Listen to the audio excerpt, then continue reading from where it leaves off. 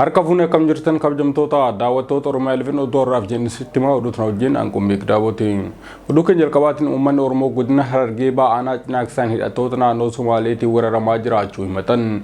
Jiraattonni OROMIA11 fi yaada kennan mootummaan naannoo Somaalee aanaa sana dhuunfachuudhaaf duula walirraa hin cinne adeemsisaa ture ammas adeemsisaa jira jechuudhaan ibsanii jiru. Ayyaantu Abdii guutuu oduu kanaa qabdi. Uummanni Oromoo godina Harargee Bahaa Cinaaksan hidhattoota naannoo Somaaleetiin weeraramaa jiraachuu himatan. Godina Harargee Bahaa Cinaaksan araddaa Kaalmollee jedhamutti haleellaa humni addaa mootummaa naannoo Somaalee daangaa ce'uun uummata Oromoo irratti banee lubbuun namaa darbuu fi qabeenyi barbadaa'uu maddeen himan. Wiixata darbee muddee tokko bara 2025 ganama subii irraa jalqabuun haleellaa humni addaa mootummaa naannoo Somaalee bobbaase daangaa ce'uun lola uummata irratti bananii lubbuun namoota 4 yoo darbu namoonni 10 madaa'uu jiraattonni naannichaa himaniitii jiru. Humni addaa mootummaa naannoo Somaalee hidhannoo gurguddaa fi ammayyaa ta'e hidhachuun qonnaan bulaa waraanaa jira kan jedhan jiraattonni araddaa Kaalmallee irraa uummata buqqisuun midhaanii fi manneen uummataa abiddaan barbadeessuu himaniitii jiru. Yeroo amma araddaa Kaalmallee mootummaa naannoo Somaaleetiin qabamu kan himan jiraattonni OROMIA11 dubbise uummanni araddicha irraa buqqa'ee dirree irra jiraachuu himaniitii jiru. Humni addaa mootummaa naannoo Somaalee hidhannoo gurguddaa hidhachuun qonnaan bulaa waraanaa jira jedhan. Humni kun daangaa Oromiyaa ce'uun uummata irratti waraana banuu kan himan jiraattonni kun mootummaan naannoo Oromiyaas ta'e mootummaan federaalaas haleellaa uummata irratti raawwatamu kanaaf deebii wayituu hin kennine jedhan. Naannoo sana babal'ifannaa lafa jira. Uummata keenya buqqisaniit uummata Somaalee qubsuu jiranii kana kan godhu jiru liyyuu hailii naannoo Somaaleeti. Gaafa liyyuu hailii naannoo Somaalee uummata keenya buqqistu fidanii uummata isaanii qubsisanii yeroo kana hooggantoonni naannoo Somaalee olaanoon dhufanii waan kana eebbisan. Dudduuba isaa wal qindeessanii humna qindaa'een deemu jiran jechuudha. Gara Oromiyaatti immoo uummanni keenyaaf akka dirmatan gaafannu deebisaan takka illee hin jirtu jechuudha. Mootummaan naannoo Oromiyaa kan bulchiinsa Oromiyaatiif itti gaafatamummaa qabu yeroo daangaan Oromiyaa sarbamuu fi uummanni nagaa qeessaatti ajjeefamu birmannaa hin taasifne jechuun komatu. Pireezidaantiin mootummaa naannoo Oromiyaa obbo Shimallis Abdiisaa fi ministeerri muummee Dr. Abiy Ahmed duula pireezidaantiin mootummaa naannoo Somaalee Mustafaa Umar naannoo Oromiyaa irratti bane akka dhaabsan gaafanna kan jedhan jiraattonni humna nageenya uummataa tiksuus naannichatti akka bobbaasu gaafataniitii jiru.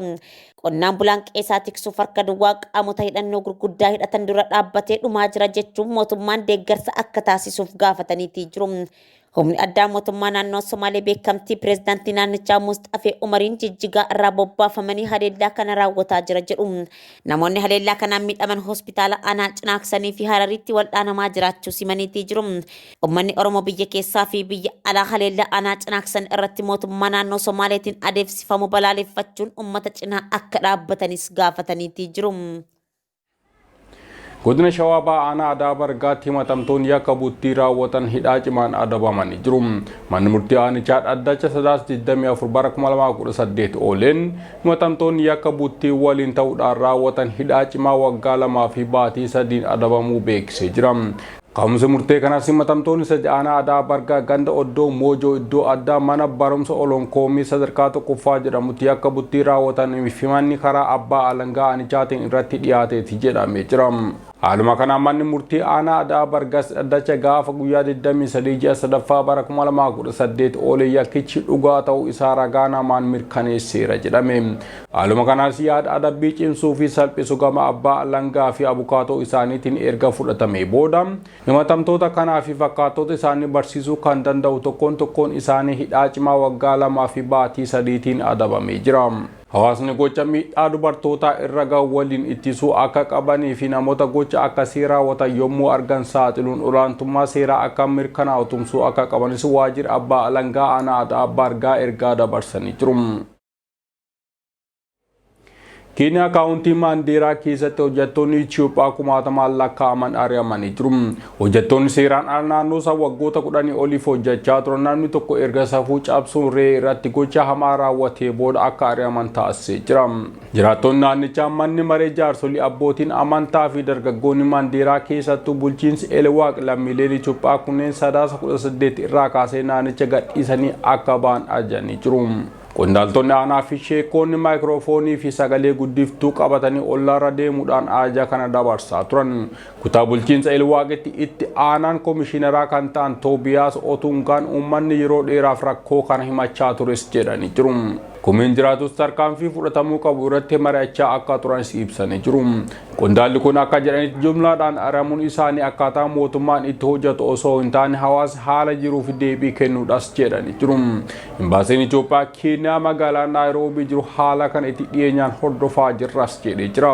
Komishinara poolisii Maandeeraa wajjin dubbachaa jira haala kabaja namummaa eegee fi mirga isaanii hin tuqneen akka dhimma kana ilaalan gaafaneera jechuu isaanii BBC'n gabaasee jira.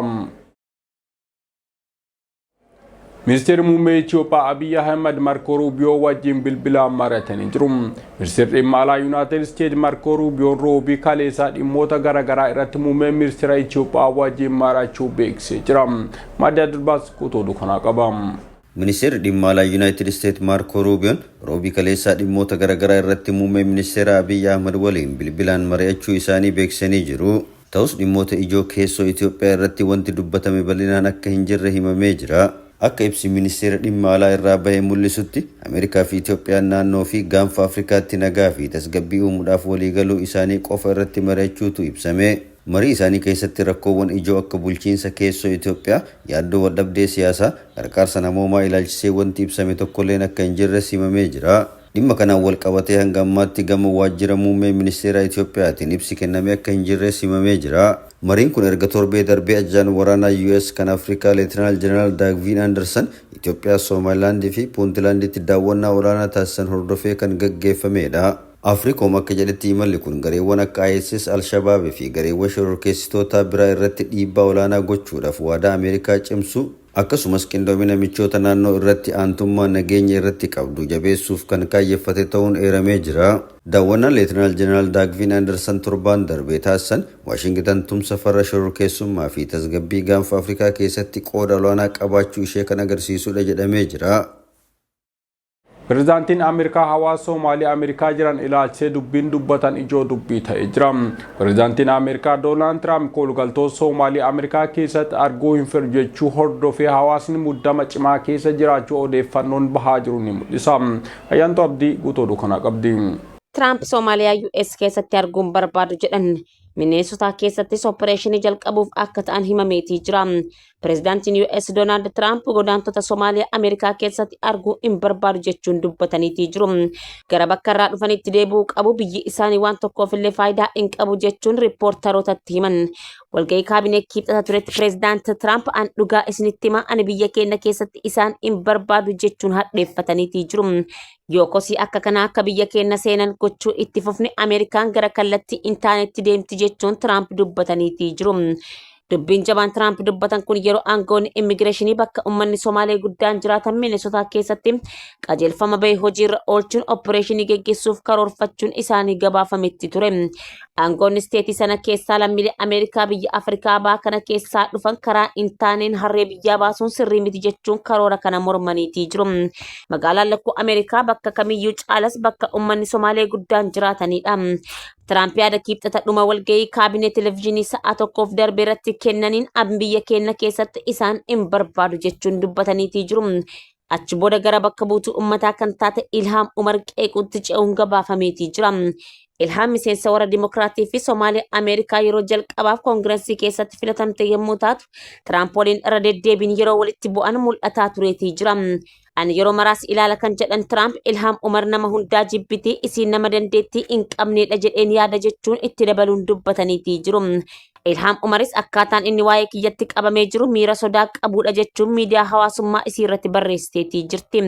Qarqaarsa akka malee isa barbaachisus ni argata jedheetiin abdadha jetteetii jirti. Haleellaa qilleensarraa Israa'el dunkaana namoota buqqa'aniirratti raawwattee namoonni 5 ajjeefamanii jiru. Haleellaa qilleensarraan Israa'el dunkaana Filisxeemota buqqa'anii Kaan Yuunis cinaa qubatanii turan irratti raawwattee daa'imman 2 dabalatee namoonni 5 ajjeefamuu ministeerri fayyaa Hamaasiin durfamu beeksisee jira. Haleellaan kun qarqara Gaazaa naannoo Almawaasii rukutee jira. Gareen haakimootaa akka jedhanitti namoonni du'an dubartoota 2 umuriin isaanii waggaa 46 fi 30 ta'an, dhiira umuriin isaanii waggaa 36 ta'e akkasumas immoo ijoollee dhiiraa umuriin isaanii waggaa 8 fi 10 ta'anidhas jedhee jira. Namoonni 32 ammoo madaa'anii hospitaala keessatti wal'aanamaa akka jiranis ibsamee jira. Oduu keenya fi ispoortiitiin taphoota Piriimeer Liigii Ingilaan torbee 14 kan Hidhaa taphatamaniin Arsenaal Morkataa isaa injifachuudhaan dursummaa isaa cimsatee jira. Leenjisaan Arsenaal Mikel Arteetaan erga Brentford 2-2 mo'atanii gahumsa agarsiifneen baay'ee gammadeeras jedhanii jiru. Bal'inni oduu kanaa akka ta'anutti dhiyaata. Taphoota Piriimeer Liigii Ingilaan torbee 14 kan Hidhaa taphatamaniin Arsenaal Morkataa isaa injifachuudhaan dursummaa isaa cimsatee jira. Leenjisaan Arsenaal Mikel Arteetaan erga Brentford 2-2 mo'atanii gahumsa agarsiifneen baay'ee gammadeeras jedhan. Garee baay'ee cimaa wajjin morkanne kan jedhan Arteetaan injifannoo isaanii kanaan Manchester City qabxii 5 caaluudhaan liigicha dursaa jiru. Brentford kubbaa dhaabbate irraa kubbaa sarara keessaa bahee darbatanii gara galchiitti dhiyaachuun lakkoofsisuu irratti garee cimaa ture. Injifannoo Arsenaal bara kana galmeesse keessaa 80 kan ta'u galchiin osoo irratti hin laaqamin kan xumurame ture. Erga barii dorgommii bara darbee jalqabe hanga ammaatti taphatan tokkoyyuu hamma Mikel Moriinoo mataadhaan galchii hin lakkoofsiisin jira. Arsenaal tapha itti aanuun Aston Villaa wajjin kan morkatu yommuu ta'u bara darbe akka Arsenaal qabxii gatu kan godhan keessaa tokko Aston Villaa ture. Unai Emery kana dura Arsenaal leenjisaa waan turaniif tapha kanaafis qophii addaa taasisu jedhamanii eegamu. Arsenaal haaloo isaa bahuu fi dogoggorri bara darbe akka irra hin deemneef of eeggannoon taphata jedhamee eegamaa jira. Kaleessa galgala morkataa biraa kan ta'e Chelsiin kilaba kufaatii irraa oolchuudhaaf tattaaffatu Leeds Unitedin 3-1 mo'amee jira. Arsenaal wajjin taphattoota 10 taphatanii qixa kan bahanii turan Chelsiin kaleessa ammoo gahumsa isaa mul'isuu hin dandeenye. Enzo Mareskaan taphattoota jijjiiruun taphachiisanii garuu hin milkaa'in hafanii jiru. Leeds United daqiiqaa jalqabaa irraa eegaluudhaan waan hundaanuu caalu ture. Injifannoon kun isaaniif maal jechuudhaan leenjisaan Chelsea Mareskaan jajanii jiru. Kun ammoo Arsenaal irraa qabxii 9 duubatti akka hafan isaan taasisee jira. Liverpool kilaba bara kana Championship irraa Premier Leaguetti guddachuun gahumsa ajaa'ibaa agarsiisaa jiru Sunderland wajjin qixa bahee jira. Inumaayyuu Sunderland Liverpoolin injifachuuf dhiyaatanii turan. Hanga daqiiqaa xumuraatti falmachaa kan ture Liverpool Mohamed Salah tapha lammaffaaf taa'umsa jijjiirraa irratti dhiisuudhaan dirree seenee ture. Garuu akka gaafa West Ham sana milkaa'uu osoo hin danda'in hafee jira. Alexander Isak kubbaa kallattii isaa eeggate tokkollee gara karra Sunderlanditti osoo hin yaaliin bahee jira. Sunderland fi Crystal Palace qabxii 23 qabatanii jiru. Brighton qabxii 22, Liverpool qabxii 22 sadarkaa 7ffaa irra jiru. Ancelotti Liverpool waan kufaatii irraa oolchaa jiru hin fakkaatu. Gamanumaan Arsenaal irraa qabxii 11 duubatti hafanii jiru. Manchester Cityn garuu garaagarummaa Arsenaal wajjin qabu gara 5tti dhiphisee jira. Premier League Ingilaandiin har'as taphi Manchester United West Ham United keessummeessuun eegama. Manchester United qabxii 21 9ffaa kan jiru yommuu ta'u West Ham qabxii 11 zoonii balaafamaa keessa jira. Kilaboonni lameen taphoota 5 as dhoo wajjin taphatanii West Ham yeroo 3 Manchester United yeroo 2 wal injifatanii jiru. La Liga Spain taphni Atletico Bilbao fi Real Madrid walitti fide olaantummaa Realitiin goolabamee jira. Real Madrid galchii Kylian Mbappé lameenii fi Kamavingaan gargaaramee garaagarummaa Barcelona irraa qabu gara tokkootti dhiphisee jira.